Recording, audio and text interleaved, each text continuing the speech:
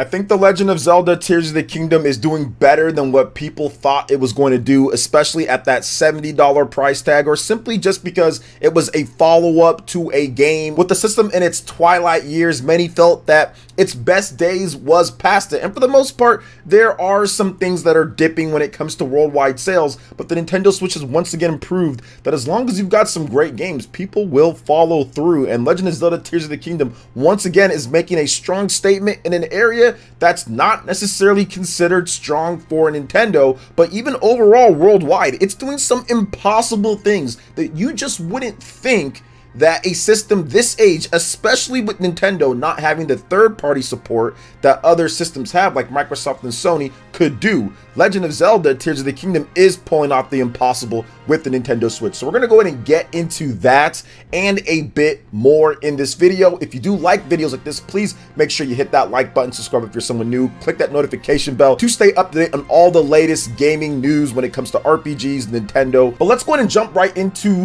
what the impossible thing at the Nintendo Switch did. Now, in the UK, once again, like I stated, that is not Nintendo's strong region at all. It's been historically bad for them, and this year they've been pretty much outsold by the PlayStation 5 all year long. Well, that ended when it comes to the UK sales this past May. So May, Nintendo Switch Legend of Zelda Tears of the Kingdom dominated the UK charts, and for the first time this year did outsell the PS5, which has tons of momentum when it comes to the NPD, when it comes to even in Japan early in the year, outselling the Nintendo Switch. So the UK games market was completely driven by The Legend of Zelda Tears of the Kingdom. It was comfortably the top game sold, #1 in May. The game came out May 12th, so pretty much half of the month didn't matter, according to GSD data, writes Christopher Dring over there, the head of the games over at Gamesindustry.biz. So it was pretty cool. Now, the success of Zelda upped the software market nearly 30% compared to the sales last year, over 2.17 million titles sold, and there was no other major games released in May 2022, so a good chunk of that was The Legend of Zelda Tears of the Kingdom.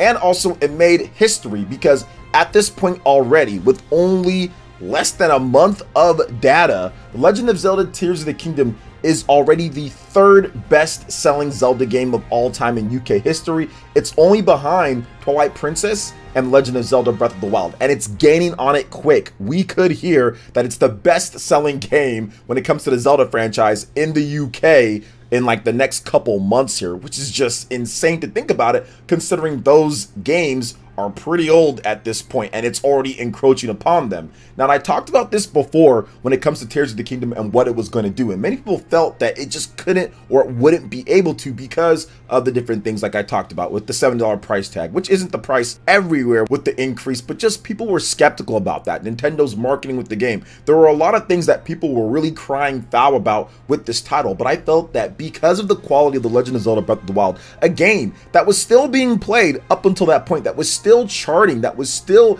incredibly popular, I felt that Tears of the Kingdom was going to transcend even what we saw with bigger titles out there that had already released, like Elden Ring, in terms of sales. Because remember, that's on all platforms. This is only on one platform, and it looks like it's going to shoot past any game that we've seen recently when it comes down to it. So I felt that it had that opportunity, and that's what we're seeing here. We're seeing something that you would never see when it comes to a exclusive on a singular platform. It's doing things that Pokemon didn't do. It's doing things that, of course, Breath of the Wild didn't do. Animal Crossing, many other major Nintendo franchises that have been out on the Switch and have broke records. Tears of the Kingdom is kind of crushing them, and I think that it's a combination of, one, the game being incredibly high quality, but also, two, the perfect timing and release for the end of spring, early summer. It just really fits when it comes down to what people want to play and what people want to do, and of course the creation aspect. That is also one of the major things here that's helping it do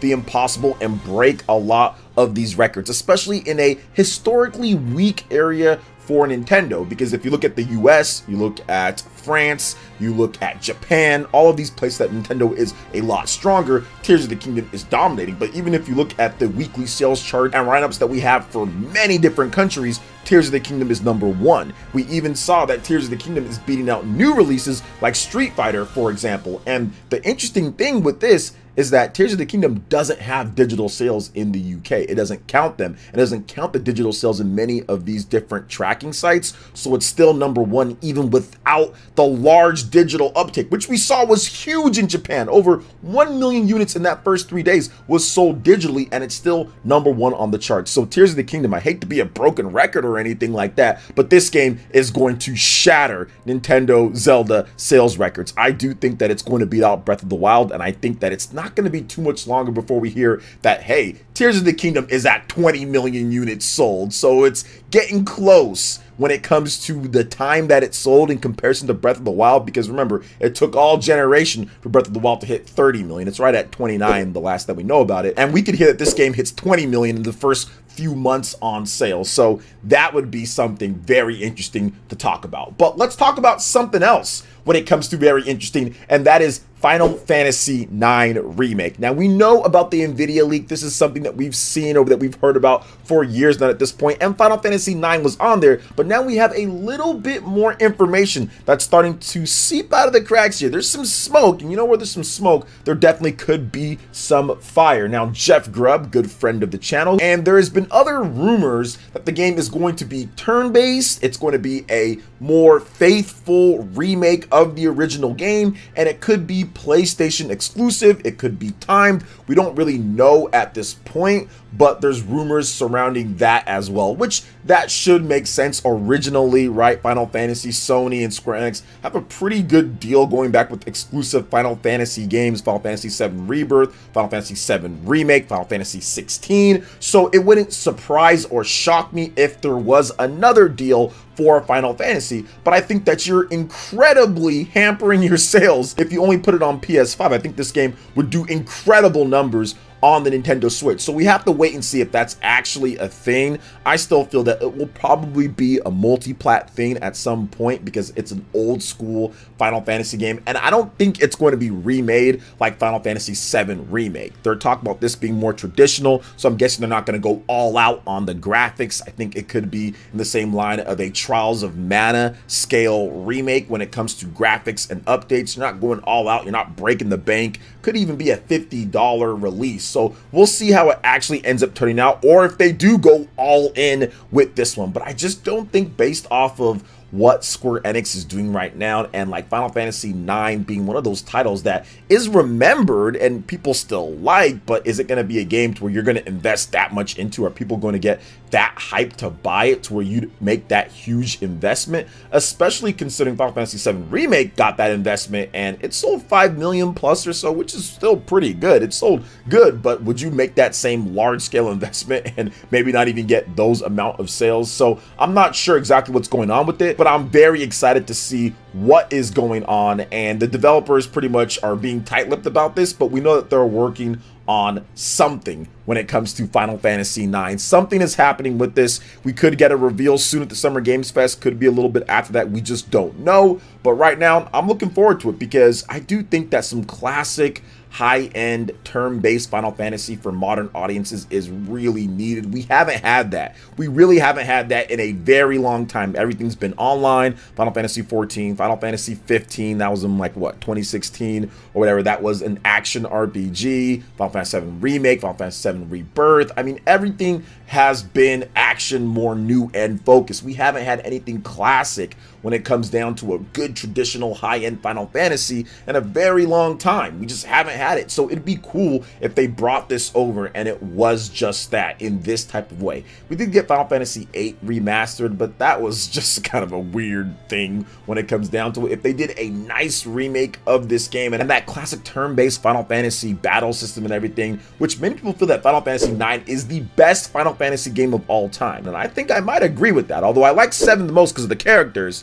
Like, man, Final Fantasy IX is really good gameplay-wise. They perfected the PS1 at that point. So I'd be very happy if they did that. Now, in this next topic, we're going to discuss Nintendo potentially having something in July, because we're starting to hear a few different things from some more notable people in the industry, and that being Jeff Grubb, talk about it. Now, in the latest Bombcast, Jeff Grubb did state that he has heard some early rumblings of Nintendo doing something in July. Now, he doesn't know if it's going to be a main Nintendo Direct or a mini or a partner showcase or anything like that, but it does seem like something will be happening then. Now, if you watched my Nintendo Direct Soon / Zelda video that I did not too long ago, I felt the same way. There was things that I was kind of looking at like, they're probably going to be some type of partner showcase, Nintendo Direct Mini, probably in late June or July. That's what I felt. I didn't think there's going to be some type of big main Nintendo Direct E3 style of thing. I think they're going to pretty much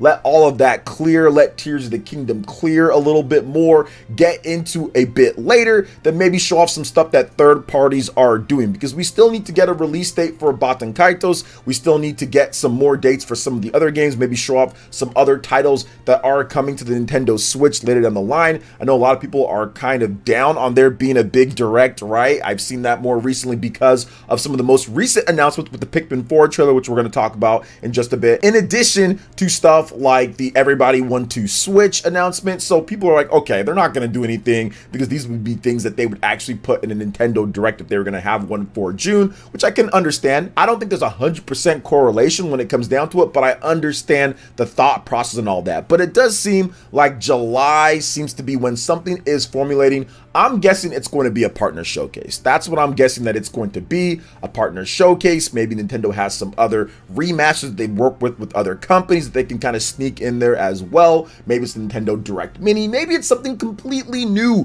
where it's a hybrid of a show, partner showcase and a Direct Mini kind of put together into something different. So you never know what Nintendo's going to do. They are a wild card. Everybody in the industry is now copying them with showcases. Everybody is now doing their own Nintendo Directs. Capcom, Devolver, everyone is doing their own style of Nintendo Directs at this point. Sony, Microsoft, it's just everywhere. So I do think that Nintendo could do something a little bit different, or they could have something. But yeah, that was Jeff Grubb on the Bombcast recently. Look out, guys. Nintendo isn't quite done yet with the Nintendo Switch. They're moving on, but they still got a few different things here and there. And I still feel that Nintendo's going to probably support the Nintendo Switch even after the Nintendo Switch 2 comes out. But I think that it's very obvious, which I've stated multiple times at this point, that Nintendo is gearing up and getting ready for that next system, which you need to at this point. The Switch has been out for 6+ years. It's going on 7 years at this point, 7 calendar years already, going on 8 next year. So to me, it's time. It's ready. Like, they need to get that prep ready to go, because you don't want to have a bad launch. That's the worst thing that you can have for your system. Having a bad launch is really, really, really not good. So I think that Nintendo's getting prepped and ready for that when it comes to the developers and everything, but they still got a few surprises here and there left for Switch owners. So we've got some more information on Pikmin 4 and a really huge new feature that got people talking recently, and that's Pikmin 4 Rise to the Occasion. It's a prologue trailer. We've got some new information on what you're going to be doing in this game and how you're going to navigate it. So in this new trailer, the Rise to the Occasion, it shows off that you can have a custom Pikmin character, your avatar. You can customize the color, the eyes, the hair, features. All of that's going to be here, which is a brand new thing and pretty big for Pikmin, and has instantly got me more excited about Pikmin than I've ever been in any of the previous releases. Now, I'm not a huge Pikmin fan. We've been starting to talk about Pikmin 4 as Nintendo's revealed a little bit more information, but this instantly gets me more excited about Pikmin simply because I don't like the Pikmin characters. I'm not a big fan of Olimar and all of that, and Alf and all the characters and how they look. I've just never been a fan of that. But if you have yourself to put in there as an avatar, at least you can customize it and make it seem, okay, I don't like the characters, but at least I can be myself in this game. So I think that is probably one of the biggest things that's going to help this game sell, is for people that just say, okay, well, there isn't much after Tears of the Kingdom that we know about. Got the Everybody Want to Switch. Nobody's gonna really play that in that type of way. So Nintendo's already kind of shooting past towards Pikmin in terms of the next major release before they get into their first phase of how they're going to reveal the Nintendo Switch 2. But I do think that this is great. This is good for the series. I think that this is going to be the best-selling game in the series by a country mile. We've been seeing big sequels for Nintendo in the past 6 months, 7 months, 8 months plus. Just do gangbusters. Splatoon 3 has been huge. Pokemon Scarlet and Violet has been huge. Fire Emblem Engage started out very well. Advance Wars is doing good. Tears of the Kingdom is blowing it out of the door here, just like blowing the whole house up. And now I think Pikmin 4 is going to do incredibly better than what we saw. I think it's going to beat out the previous record, which is Pikmin 3 Deluxe, which I think is over 2-3 million, somewhere in that range. I think that Pikmin 4 is going to be a 4 or 5 million unit seller and really kind of elevate this series further than it's ever been before, just because of the install base of the Switch, the features, the gameplay, the graphics. It looks like it's just super refined and very polished and fun. The doggo adds a lot to the gameplay. The avatar character now with the customization adds a lot to the package and gameplay. So Pikmin 4 is looking better and better every time that they show the game off. So what are your thoughts when it comes to everything that we discussed here, guys? From The Legend of Zelda Tears of the Kingdom to Final Fantasy IX and of course Pikmin 4. Let me know in the comment section below. All right, guys, that wraps it up for this video here. Thank you so much for watching. I do appreciate it. Please make sure you hit that like button, subscribe if you're someone new, click that notification bell. We will see you for the next video. Peace.